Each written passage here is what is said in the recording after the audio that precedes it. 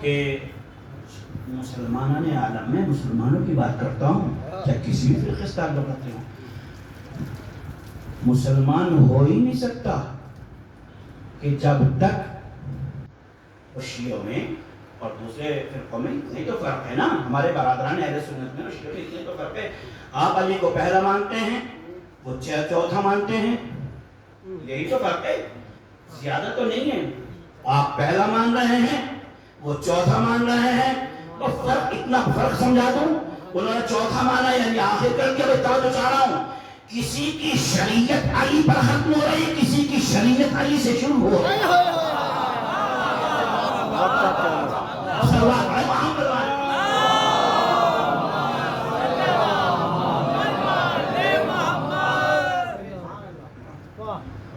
تو نبی مقام تحقیق پر نہیں ہے، مقام تسلیم پر ہے. اس لیے چھوٹا سا واقعہ پیش کر دیں تو پھر آگے بڑھیں. اچھا پھر نبی نے بھی کیا فرمایا، تو مقام تحقیق پر ہے تو مقام تسلیم پر ہے. اب آپ یہ تو میں نے قرآن ثابت کیا ہے. ایک چھوٹا سا واقعہ، اور واقعہ بڑا مشہور ہے. ایک صحابی پیغمبر ہیں، نام اگر کسی کو یاد ہو تو مجھے بتا دیجیے گا بھائی.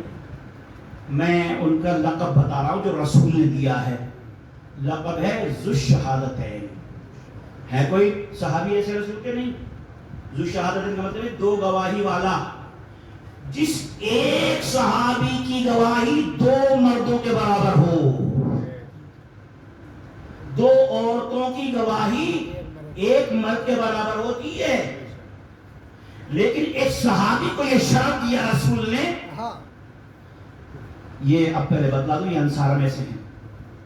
خزیمہ بن ثابت، خزیمہ بن ثابت نام نے بتا دیا. اب ان کا تھوڑا سا واقعہ سن لیجیے. یہ ذو شہادتین کیوں ہوئے؟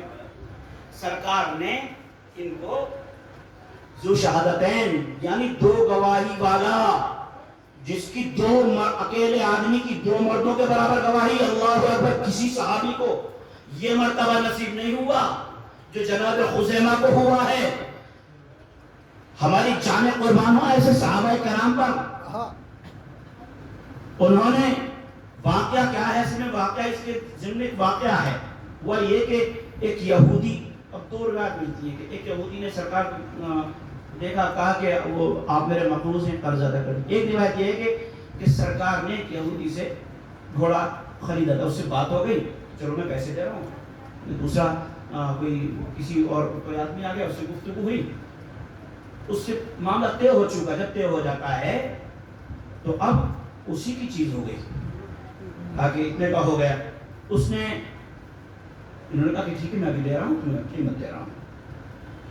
اب کوئی صاحب ہوا کہ ان سے گفتگو ہو رہی تھی سرکار کی. اب سرکار نے فرمایا کہ لاؤ بھائی میرا گھوڑا. ایک روایت یہ، ایک یہ ہے کہ ہے یہودی کا واقعہ کہ تم میرے مقروض ہو. انہوں نے کہا کہ میں تمہیں جانتا نہیں، میں تو جانتا نہیں تجھے. اس نے اپنا ایک گواہ پیش کر دیا، تم بھی گواہ پیش کر دو. تو اس موقع پر گواہی دی ہے انہوں نے، خزیمہ نے. تو جیسے ہی سرکار نے گھوڑا خریدا، اب پیسوں کی بات آ گئی، بعد میں کچھ گفتگو درمیان میں ہوئی تھی، اس کے بعد پیسوں کی بات آئی تو کہا بھائی اپنی قیمت لو اور گھوڑا. کہا نہیں میں تو نہیں، اور میں نے آپ کو بیچا ہی نہیں. کہا تم نے بیچا ہے، مجھے بیچا ہے. اس نے اپنا ایک گواہ بھی پیش کر دیا. اس نے کہا میرا گواہ یہ رہا.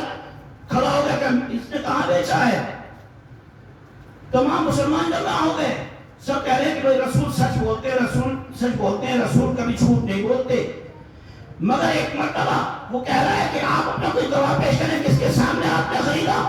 ابھی وہ کہہ رہا تھا، خزیمہ ایک مرتبہ کھڑے ہوئے اور انہوں نے کہا کہ رسول اللہ کو تو نے گھوڑا بیچا ہے، میں شاہد ہوں، میں گواہی دے رہا ہوں.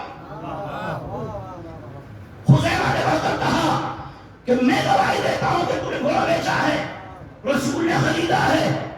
گواہ سامنے آ گیا، دینا پڑ گیا.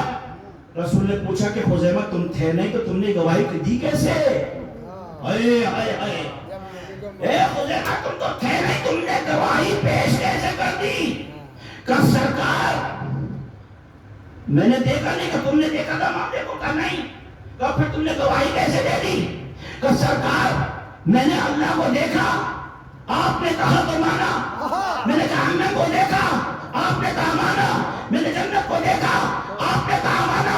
سرکار آپ مقام تحقیق پر نہیں ہے، آپ کو تسلیم کرنا پڑے گا۔ صلوات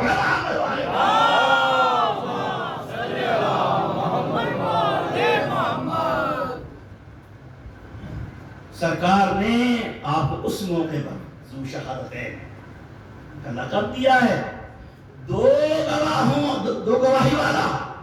یہ واقعہ پس منظر ہے، میں توجہ چاہ رہا ہوں، اس لقب کے لیے واقعے کو پس منظر بننا پڑا۔ اس کا مطلب یہ ہے کہ واقعہ کیا تھا؟ ایک یہودی گواہی مانگ رہا تھا معصوم سے، یہ یہودی پہلی گواہی پہلے معصوم سے مانگ رہا ہے۔ اس کا مطلب یہ ہے جو معصوم سے گواہ طلب کرے مقام تحقیق میں رکھ کر، وہ یہودی ہی ہوا کرتا ہے۔ صلوات محمد علیہ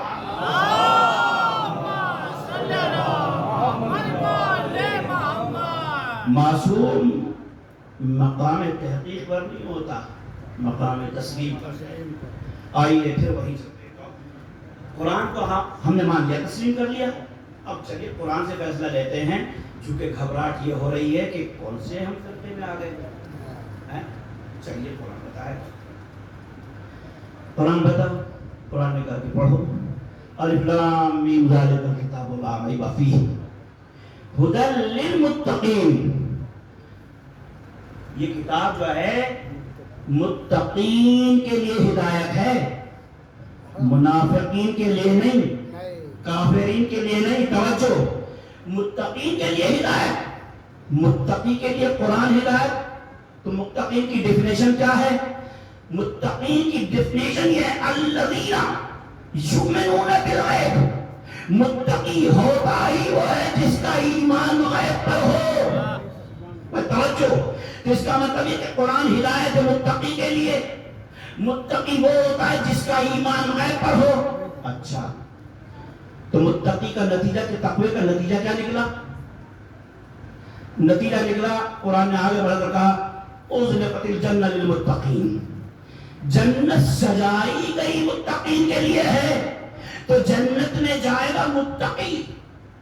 توجہ، اور متقی کون ہے؟ الذین یؤمنون بالغیب، جس کا ایمان غیب پر ہے وہ ہے متقی۔ اور نتیجہ متقی کا کیا ہے؟ جنت۔ جنت دیکھیے، جتنے آپ سناٹے کے ساتھ سن رہے ہیں نا، یہ بڑا اچھا لگ رہا ہے، چونکہ درک کر رہے ہیں باتوں کو، ماشاءاللہ آپ کے دلوں میں اتر رہی ہیں۔ متقی کا نتیجہ ہے جنت۔ سارے کام ہم جنت کی تو کر رہے ہیں نا۔ اور متقی کون ہے؟ جس کا ایمان غیب پر ہو۔ آپ کا ایمان غیب پر ہے کہ نہیں؟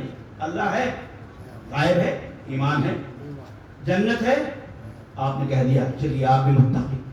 جہنم ہے، آپ نے دیکھا تو نہیں مگر مان رہے ہیں، ہاں تو متقی۔ فرشتے دیکھیں آپ نے؟ دیکھ لیں گے تو اس دن واپس بھی نہیں آئیں گے۔ اچھا، فرشتے کو دیکھا تو نہیں مگر مان رہے ہیں، کیوں؟ غیب ہے نا۔ جناب کوثر پر یقین ہے، حوروں پر، لیکن وہ بھی کہہ رہے ہیں میرے برادر عزیز بیٹھے ہوئے، کوثر ہے، آپ نے دیکھا نہیں دیکھا مگر تسلیم کر رہے ہیں۔ کیوں؟ اس لیے کہ آپ غیب پر ایمان رکھے ہوئے ہیں۔ توجہ، تو سب متقی۔ اب یہ آپ سے سوال تھا، اسی سوال کو اٹھا کر آپ 72-73 فرقوں میں رکھ دیجئے کہ اللہ ہے، سب کہیں گے ہے، سارے مانتے ہیں، رسول ہیں، تم نے دیکھا عیسیٰ موسیٰ آدم کو دیکھا نہیں دیکھا لیکن مانتے ہیں۔ بس توجہ، دیکھا نہیں مگر مانتے ہیں تو غیب ہے، غیب پر ایمان ہے تو متقی ہوئے۔ تو 73 کے 73 متقی۔ جہنم پر سب کا ایمان، جنت پر سب کا ایمان، حوض کوثر پر سب کا ایمان، حوروں پر سب کا ایمان۔ بھئی سب کا ایمان غیب پر ہے تو سب کے سب متقی۔ قرآن نے کہا ہے متقی آئے گا جنت میں، رسول نے فرمایا کلہم فی النار الا واحدا۔ ایک آئے گا، تو اس کا مطلب یہ کہ سب کا ایمان غیب پر ہے۔ تو کوئی ایسا غیب ہے، ایک ایسا غیب ضرور ہے کہ جس پر سب 72 کا ایمان نہ ہو، ایک کا ہو، تو